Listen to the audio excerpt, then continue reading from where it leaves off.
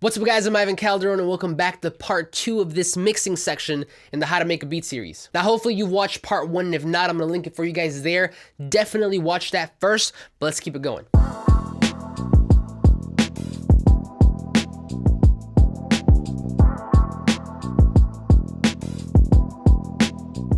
So in part 1, I showed you guys how I prepare my files for mixing. I showed you guys my mixing template. I showed you how I route my sounds and how I gain stage. But in this video, I want to go over how I create a static mix, or what some people call leveling, show you guys what plugins I'm using and why, and then finish it off by showing you guys what plugins I use to master my beats. Okay, so jumping back in real quick, we're back at the mixing session for this beat that I've been creating with you guys for the past 4 weeks or so.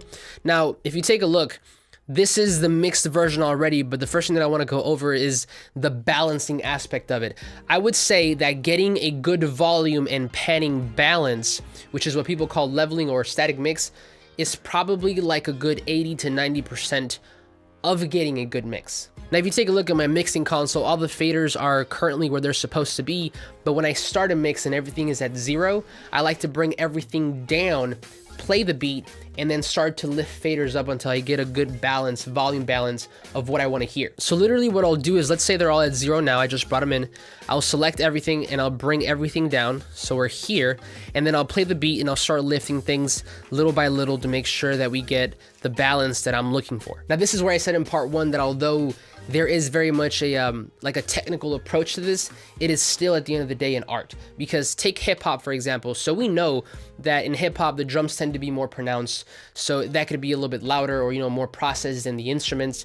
But even when it comes to individually leveling the elements, I might want my sample to be a little bit louder than the piano, while you might want the piano to be a little bit louder than the sample. So as you can see, this comes down to preference. It comes down to what you hear to be right, which ultimately dictates what your style of mixing is and the mix that you're gonna put out. Anyway, as you can see here, I've also messed around with some panning. So the guitars, like in the production process, I panned one hard left, one hard right, just to kind of give more of a stereo field. As far as everything else goes, I kept everything pretty much center except for the drums. So the hat, I kind of panned a little bit to the right, and that's just so it's more aligned to what you would hear if you were standing in front of a drummer. So same thing happened with the open hat, panned it a little bit to the right.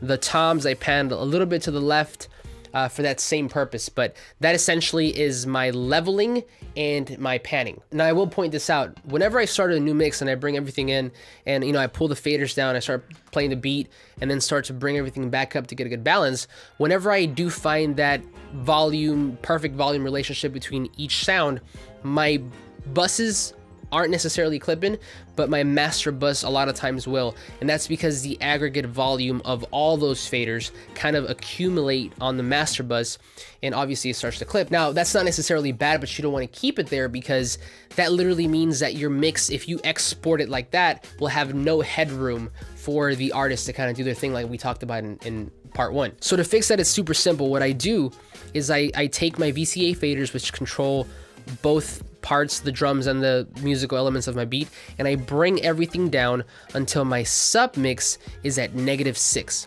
Now if you guys remember in part 1 we discussed the sub mix bus. This pretty much just gives me a look, an idea of what my peaking levels for my mix are before they hit the mastering chain.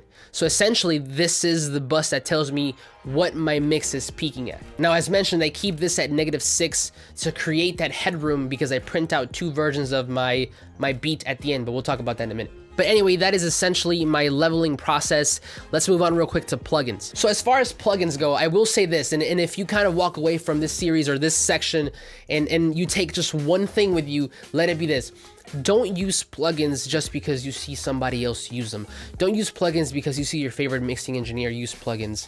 At the end of the day, use your ears. I know this is probably like oversaid and super cliche, but your ears are probably your most important plugins. And then 2, and kind of piggybacking off of that, no one cares that she used a compressor, a saturation and EQ. No one cares.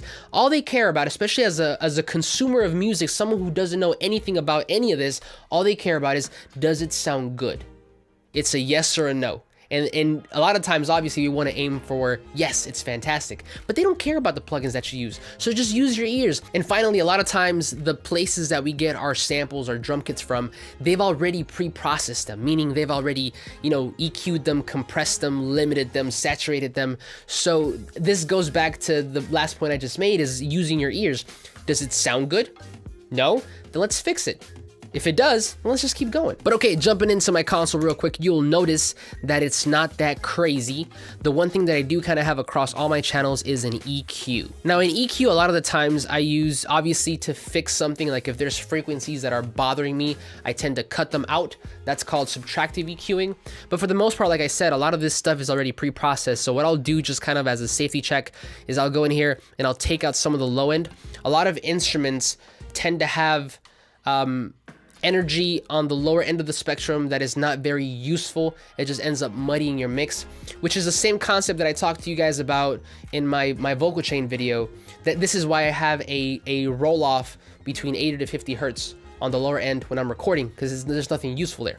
But I do take some of that off for most instruments here.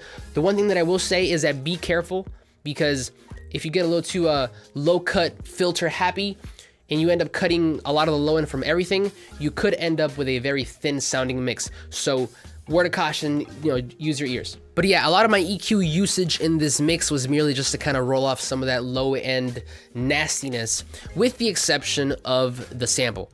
So I'm gonna solo this, and I'm gonna take off all the plugins. So this is a sample with no processing.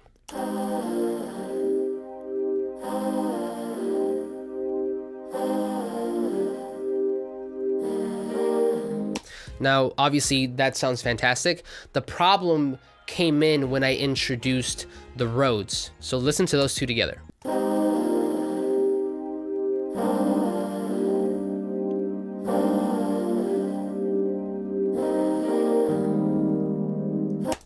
So nothing terrible, but the thing that was bothering me there is that those two kind of lived in the same frequency space. So they were kind of fighting each other. You couldn't really tell or discern where the sample was and where the Rhodes was. So there was really no complement. It was more of like a collision.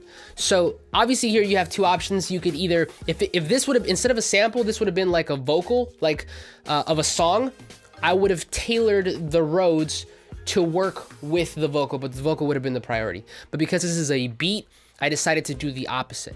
So what I did instead was I brought in an EQ, and I kind of wanted this to be more, or to sound more like an underwater type of feel.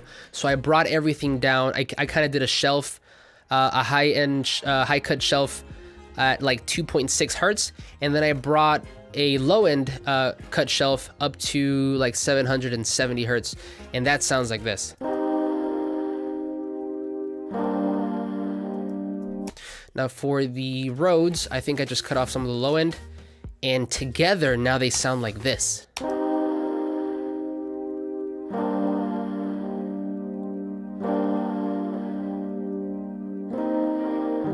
So if you guys listen, a lot of the energy from the Rhodes, that piano, lived around like the 200 to 300, almost 400 hertz range, and that is exactly what I cut off for the sample. So now you can tell that these two are now working together instead of fighting with each other. So ultimately, this is a good example of how you can use EQ to kind of make two frequencies work together. But moving on, I do have a delay that I kind of slapped on the sample just to kind of give it more of an ambient space. Now, without it, it sounds like this. With it,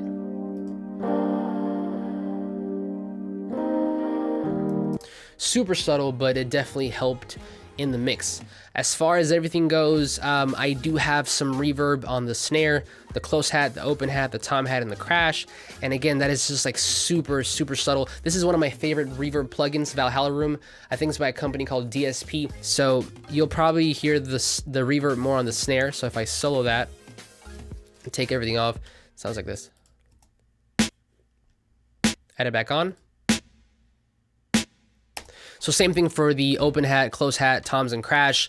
Very subtle reverb, and that's really the name of the game here. Now, if you guys notice, I have no compressors on this mix. Why? Because I didn't need them. A lot of times, compressors are used by mixers to glue things together. So a popular use is if you put it on like a drums bus. to make things punchier, so like your drums too, your kick or something like that, especially for like parallel compression.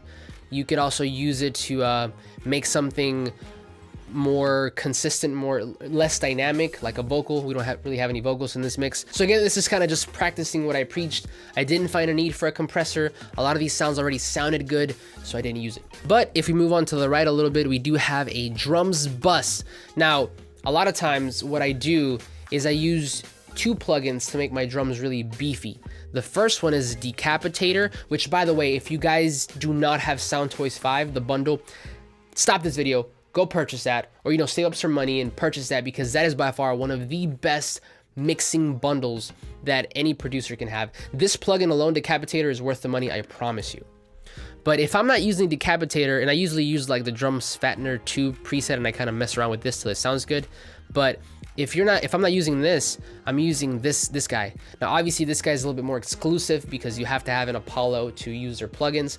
But essentially, what these two do is they kind of add saturation to specific frequencies. And saturation really is the secret sauce to making your drums hit. But I'll probably make a different video on that topic. But anyway, we have a little bit of a UAD Little Labs, and I think this is just on default. Amplitude 5, frequency 5, and it just kind of adds a little bit of a thump. Let me play it for you guys so you guys can hear it. So this is with it.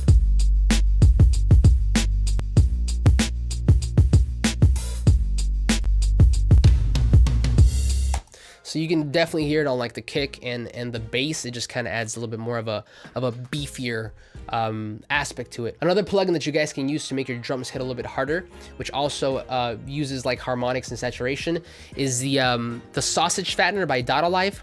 It looks kind of like weird and funky because it looks like a cartoon. Let me see if I can pull it up for you guys. So Dot Alive, where are they? Here they are.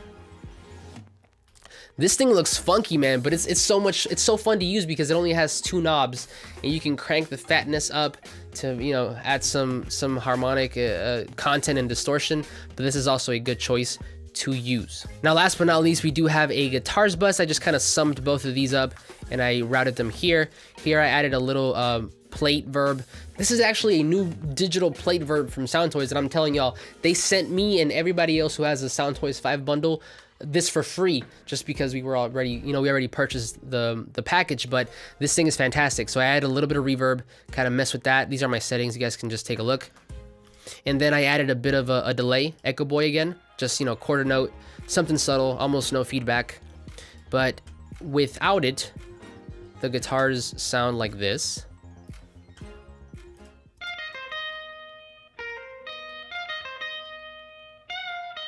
With it,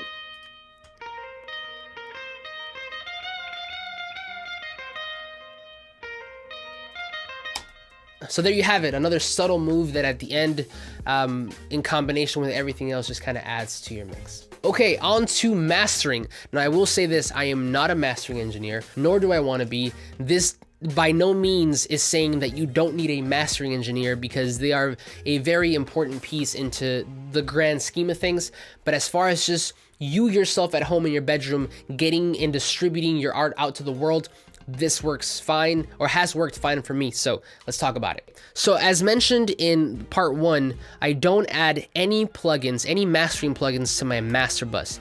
Anything that you guys see here are just metering plugins, meaning they just kind of give me numbers and graphs for me to know if I'm on the right track. Because as much as I would say that you should only use your ears, a lot of times they can be a little deceiving too. So having some numbers, some graphs definitely help. Now, the first one that I have is Ozone. Now, I love this plugin. They recently came out with Ozone 8, which I'm probably gonna do a review on because some of those features seem fantastic. But anyway, so I use Ozone merely just to kind of isolate different frequency bands to see what they sound like. So obviously I can isolate like the super low end, like the mids, the high mids, and the highs. And I use that in conjunction with this plugin called Scope or Shope. I don't really know how to pronounce it, but it'll tell you, as you guys can see, this is my voice. You can see where different frequencies are peaking because you have numbers here. So by isolating every one, I'm able to see if I'm on the right track or not. Now, the last plugin that I use in this metering kind of chain is the T-Rax CS metering plugin. Now there is very much a difference between a loud mix and a perceived loud mix. Now, if we're talking about a loud mix, you are talking about just someone who slapped on a limiter, pushed everything up, but as a consequence, you now have a less dynamic, you have a kind of a squashed beat or song. Now, believe it or not, there are some techniques that make your brain as a consumer think that it's louder without necessarily it being louder. So this is exactly what this plugin does. So if you take a look, it kind of has this perceived loudness bar. Now, if you go over to settings, I like to keep mine on, so loudness suggestion, I keep this on hip hop and rap. Obviously there's other genres, so if I switch it, this changes. But again, I keep mine on, let's go back. I keep mine on hip hop and rap. Now, the reason I have this plugin on the master bus is because that comes after the mastering chain. So it lets me hear what the mastered version of my beat would sound like. Now, the goal is to have your beat between like -20 and -14. This is a good range for you to have it to where it's loud enough, but not just completely squashed to hell. But yes, these 3 plugins I use religiously. Now, as far as the actual mastering chain, it's not that crazy. I have another Ozone on here, but this time, instead of using it as a kind of a metering thing, I use it to raise the volume of my beat. Now, if you take a look at the bottom where it says click an arrow to load a preset, all I really do is I go ahead and hit the CD master preset, which kind of loads up every plugin here except for the imager. I added that myself because I just like the way it sounds. But essentially, you kind of get an equalizer with kind of like a preset curve, dynamic, so this is a compressor with a preset parameters, and you get a maximizer, which you kind of, this is the section that you would use to kind of raise the volume of your beat. Now again, I feel like I've been given disclaimers throughout this entire series, but these are good tools for you to use to raise the volume of your beat so you can showcase it, but in no way does this substitute an actual mastering engineer. And I'll explain more of what I mean in that in a minute, because like I said, I do print out 2 versions of my beat at the end. Now basically what I do is I go over to the maximizer plugin here, and this is the default, so I just kind of keep it there, but I bring the ceiling down to -1 because I don't want my mastered beat to be peaking at 0. I don't know, I feel like there's a science behind this, and I'm sure somebody else can explain it better, but I just keep it at -1 because I find that -1 and 0 doesn't really make a difference whenever you're uploading things to like SoundCloud or wherever. Now, as far as the threshold goes, this is what makes it loud. So if it starts up here, I start to bring it down until I start to see some sort of compression happening in the mix. When that does happen, I back off right there. So in this mix for me, it was closer to like -7, so I'm just gonna go back and leave it there. And then what I tend to do is I tend to add another plugin, an L1 from Waves, and these are the settings that I use. And like I said, I'm sure a proper mastering engineer can explain if this even has an effect at all, but I found out throughout the years that using 2 limiters as opposed to just 1 makes things sound a little bit better. Again, if we have any mastering engineers that are watching, definitely fact check me by all means, but this is what I use and these are my settings. So in combination, when I do turn them on, I get the mastered beat that peaks at -1. Okay, so let's talk about finalizing this mix, because I can't tell you how many times I've mixed stuff for other people and I bring in the files to a brand new mixing session and I play the beat and the beat is peaking at -1 or sometimes 0. So the beat that they're giving me to mix the vocals in is peaking at -1 or -0, meaning it has no headroom for the artist to kind of fit in and do their thing. Now, the reason you don't want to do this is because that is like the equivalent of trying to fit like 10 people in a Prius. It's just not gonna work. Now, theoretically, as the engineer, you could probably go in there and like lower the gain of the beat to create some headroom, but over time I found out that the mix tends to sound better, the final mix with like the vocals, if the producer created some headroom when they were mixing their beat. So with all that being said, what I do at the end after my mix is done, after it's mastered, I'll go back in here and I'll turn on my mastering chain and I'll export a version of the beat like this. So this essentially will be like the loud version of my mix that I will use to showcase and promote my beat.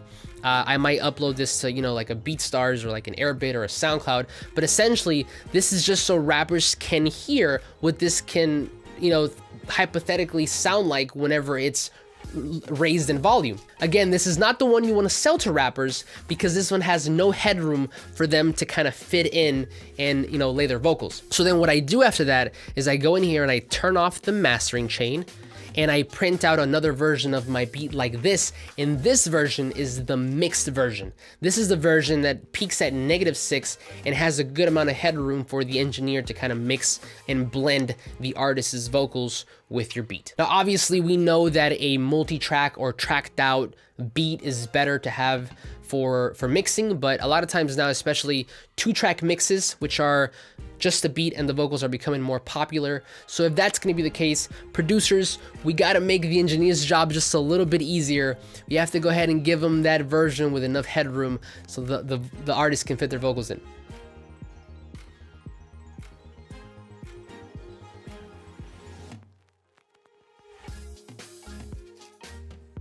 But in essence, that is it, guys. That is my entire process for mixing and mastering my beat.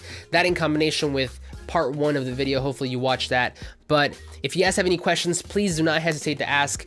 Or even if you want to partner up so I can mix your beats for you, definitely that's also a thing, so just let me know. But again, thank you so much for watching. Thank you for sticking with me for this series. If you like this video, give it a thumbs up. Subscribe if you're not already. But I will see you guys on the next one.